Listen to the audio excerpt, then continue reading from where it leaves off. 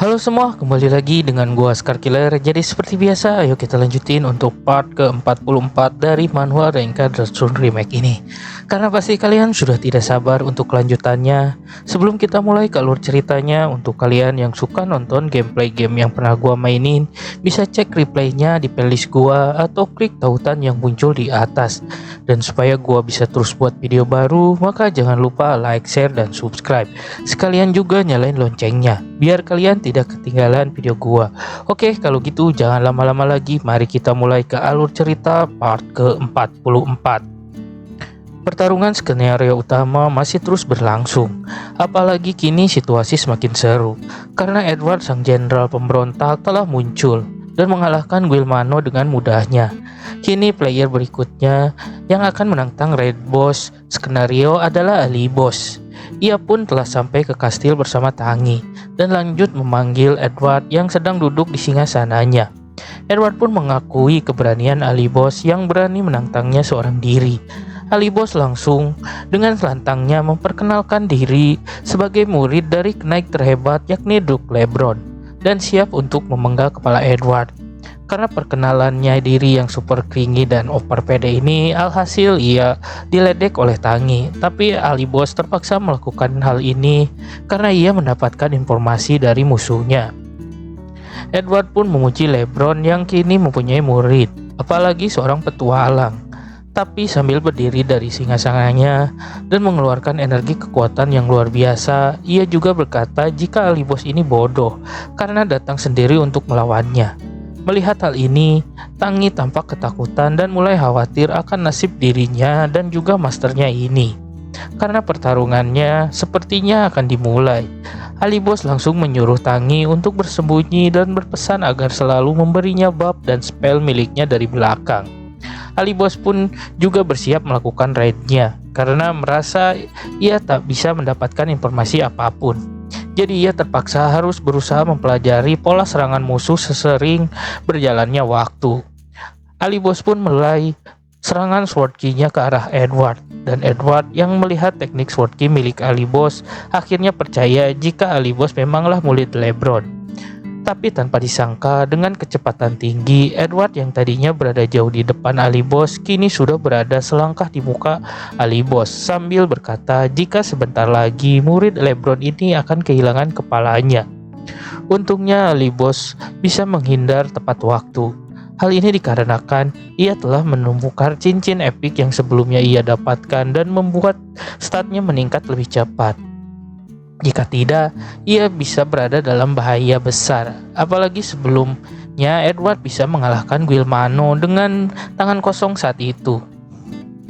Tak hanya itu, Edward juga sama sekali tidak mencoba serangan miliknya karena sepertinya Edward percaya dengan skill regenerasinya yang bisa pulih dengan cepat. Jadi setelah melihat pola pertarungan ini, Ali Boss menyimpulkan jika waktu terbaik untuk menyerang adalah saat Edward kehilangan fokusnya. Ali Boss untuk membuang waktunya dan langsung maju menyerang dengan kekuatan penuh. Ia mulai mengeluarkan skill sword key strike-nya ke arah Edward dan langsung menembaknya dengan magic explosion secara bertubi-tubi. Tak hanya itu, Ali Boss juga mengeluarkan skill Crescent Moon Cut yang ternyata bisa dihindari oleh Edward. Sayangnya, serangan Ali Boss jadi tidak berpengaruh sedikit pun terhadap Edward. Edward pun meremehkan kekuatan Ali Boss dan mengejeknya jika hanya segini saja kekuatan Ali Boss. Namun sepertinya Ali Boss memiliki rencana tersembunyi karena diam-diam ia sudah menyiapkan skill terbarunya yang baru saja ia dapatkan tadi, yakni Bird of Heavenly Demon, yang ia keluarkan dengan cukup menunjuk dada Edward dan seketika membuat pusaran angin magic berputar tepat di dada Edward dan membuatnya terpukul ke belakang. Serangannya tadi cukup membuat dada sebelah kiri Edward bolong, namun Edward masih dapat berdiri dan beregenerasi. Ali Boss pun menyadari hal ini dan mencoba berinteraksi dengan penonton setianya jika ia baru saja mengeluarkan skill terbarunya yang memiliki kekuatan yang sangat besar dan juga recoil yang besar untuk menyerang Edward. Tapi sayangnya Ali Bos lupa untuk menyalakan streamingnya kembali setelah ia off tadi. Dan dengan muka betenya, ia pun menyalakan live streamingnya dan meminta maaf kepada para penonton karena lupa menyalakan live-nya dengan alasan sibuk melawan bos sedari tadi. Para penonton pun sudah menebak kebodohan Ali Bos ini dan menyuruh yang lain untuk segera bergabung karena Ali Bos telah memulai siarannya kembali. Ali Bos pun menyimpulkan hasil pertarungan sejauh ini dengan berkata jika ia sudah memberanikan diri untuk melawan Edward seorang diri. Ia juga menjelaskan jika baru saja berhasil melancarkan serangan kepada Edward, meskipun belum bisa mengalahkannya. Tapi ia yakin serangan tadi memberikan damage yang besar, dan saat ini Edward sedang meregenerasikan dirinya kembali. Penonton pun hanya mengiyakan saja dan memaksa Ali Bos untuk memperlihatkan pertarungan awal tadi nanti saat sudah selesai. Sepertinya sekarang Edward telah selesai beregenerasi dan tampak geram kepada Ali Bos karena telah menyerangnya. Sementara itu para penonton yang melihat streaming ini bertanya kepada Ali Bos apakah ia sudah menemukan cara untuk mengalahkan Edward. Ali Bos pun menjawab jika sebenarnya ia sudah memikirkan beberapa hal. Jadi untuk pertama ia memanggil Tangi dan menyuruhnya mempersiapkan Lightning, yakni mencoba menyerang dengan serangan elemental ke arah Edward. Tapi seperti hal ini tidak berefek kepadanya dan malah membuatnya terasa geli. Yang kedua, Ali Bos mencoba menggunakan teknik Sword Key Blink ke arah belakang Edward dan langsung menyerang titik vitalnya. Tapi hal ini juga sepertinya gagal karena Edward semakin marah dan kini menyerang balik Ali Bos. Ali Bos pun tak menyerah. Ia mencoba peluang ketiga dengan menyerang benda di sekitarnya yang terlihat mencurigakan, yang bisa dijadikan titik lemah musuh.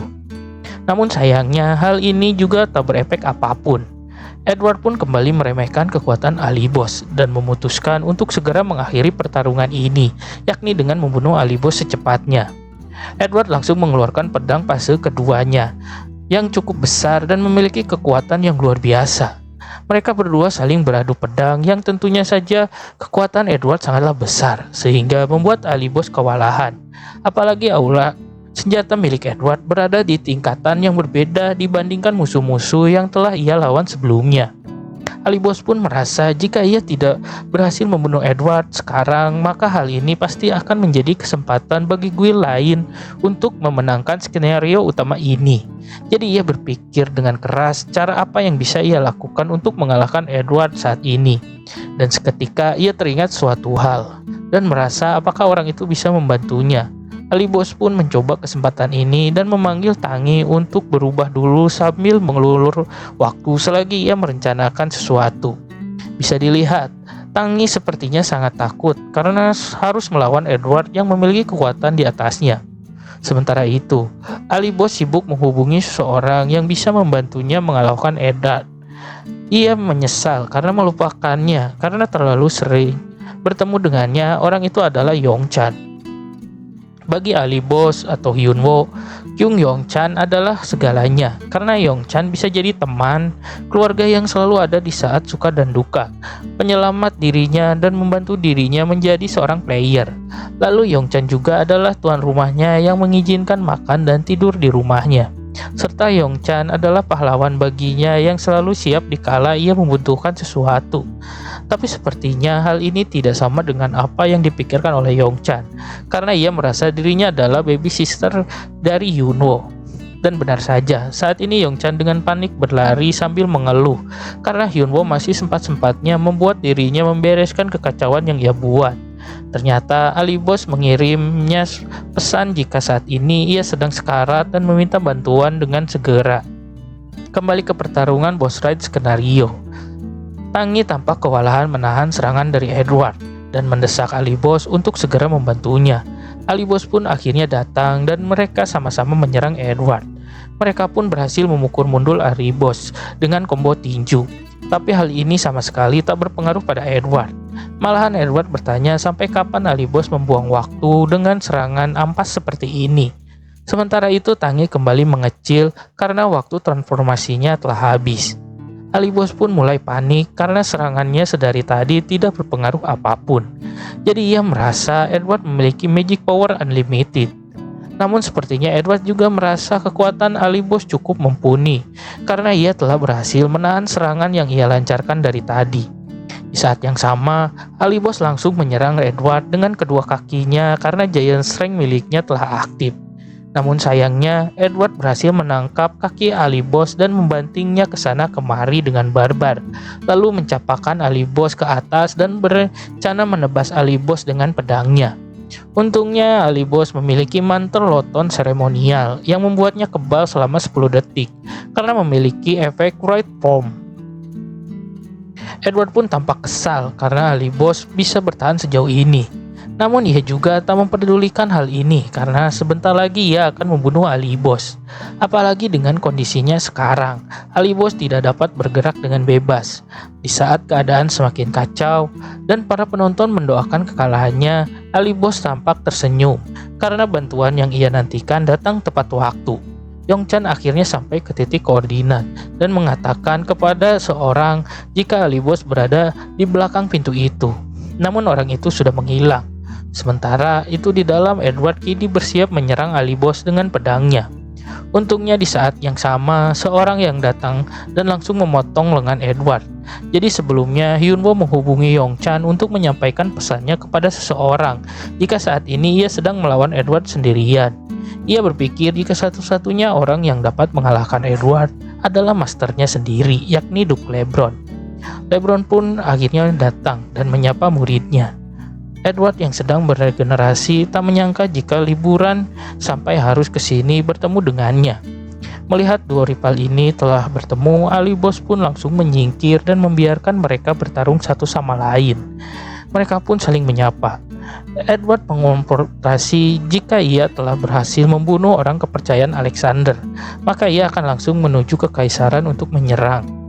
Edward juga dengan sombongnya berkata jika Black Magic miliknya sudah lebih kuat dan membuatnya menjadi abadi. Tapi di saat yang sama, LeBron yang sedari tadi diam saja tiba-tiba langsung menghunuskan pedangnya ke tubuh Edward dan berhasil mengenainya. LeBron pun akhirnya tahu kenapa muridnya tidak bisa menang karena Edward sudah memakai trik sulap murahan. LeBron juga berkata ia menyesal karena saat itu tidak berhasil meyakinkan Alexander untuk membunuhnya dan malah membuat kekacauan ini. Di saat yang sama, Alibos berteriak jika LeBron harus cepat mengakhirinya sebelum Edward selesai dengan regenerasinya. Tapi dengan kerennya, LeBron menasihati Alibos jika mengalahkan orang yang mengaku abadi dengan Black Magic ini sangatlah mudah, yakni dengan menghancurkannya sebelum ia berhasil beregenerasi. Sambil menghunuskan pedang, LeBron mengeluarkan teknik sword key-nya dengan luar biasa dan membuat Edward tak berkutik atas serangannya. Oke Manhwaners, untuk part ke-44 kali ini sudah selesai. Jika kalian ingin menonton alur cerita berikutnya, silahkan share, like, dan subscribe channel ini. Nyalain loncengnya juga dan bantu channel ini agar bisa berkembang dan memberikan alur cerita dari komik manhwa lainnya.